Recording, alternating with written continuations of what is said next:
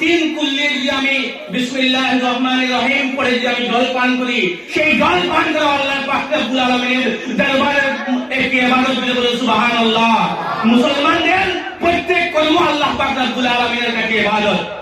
কেননা আল্লাহ পাক রব্বুল আলামিন পবিত্র কুরআনুল কারীমের মধ্যে ঘোষণা করেছেন, আল্লাহ পাক রব্বুল আলামিন পবিত্র কুরআনুল কারীমের মধ্যে ঘোষণা করেছেন, ওয়ামা খালাকতুল জিন্না ওয়াল ইনসা ইল্লা লিয়াবুদুন।